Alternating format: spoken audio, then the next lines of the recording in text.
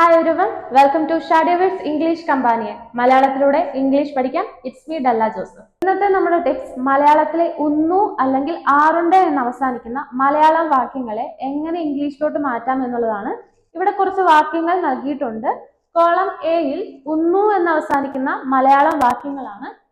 അവൻ പോകുന്നു, അവൻ വരുന്നു, അവൻ ചാടുന്നു, അവൻ വീഴുന്നു, അവൻ ചിരിക്കുന്നു. കോളം ബിയിൽ ആറുണ്ട് എന്ന് അവസാനിക്കുന്ന മലയാളം വാക്യങ്ങളാണ്. അവൻ പോകാറുണ്ട്, അവൻ വരാറുണ്ട്, അവൻ ചാടാറുണ്ട്, അവൻ വീഴാറുണ്ട്, അവൻ ചിരിക്കാറുണ്ട്. ഉന്നു അല്ലെങ്കിൽ ആറുണ്ട് എന്ന് അവസാനിക്കുന്ന മലയാളം വാക്യങ്ങളെ ഇംഗ്ലീഷിലോട്ട് മാറ്റുവാൻ സബ്ജക്റ്റിന് ശേഷം ബേസ് ഫോം അല്ലെങ്കിൽ എസ് ഫോം ചേർത്താൽ മതി. തന്നിരിക്കുന്ന വാക്യങ്ങളെ നമുക്ക് ഇംഗ്ലീഷിലോട്ട് മാറ്റി നോക്കാം. അവൻ പോകുന്നു, അവൻ പോകാറുണ്ട്, ഹി ഗോസ്. അവൻ വരുന്നു, വരാറുണ്ട്, ഹി കംസ്. അവൻ ചാടുന്നു, ചാടാറുണ്ട്, ഹി ജംപ്സ്. അവൻ വീഴുന്നു, വീഴാറുണ്ട്, ഹി ഫോൾസ്. അവൻ ചിരിക്കുന്നു, ചിരിക്കാറുണ്ട്, ഹി ലാഫ്സ്. ഇപ്പോ നിങ്ങൾക്ക് ഒരു കൺഫ്യൂഷൻ കാണും, ബേസ് ഫോം എവിടെ ചേർക്കണം, എസ് ഫോം എവിടെ ചേർക്കണം എന്നുള്ളത്. സബ്ജക്റ്റ് ഒരാളാണെങ്കിൽ എസ് ഫോമും ഒന്നിലധികം വ്യക്തികളാണെങ്കിൽ ബേസ് ഫോമും ആണ് ഉപയോഗിക്കേണ്ടത്. നമുക്ക് കുറച്ച് ഉദാഹരണങ്ങൾ നോക്കാം.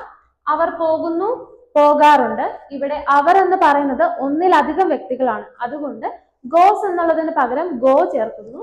they go. അവർ വരുന്നു, വരാറുണ്ട്, they come.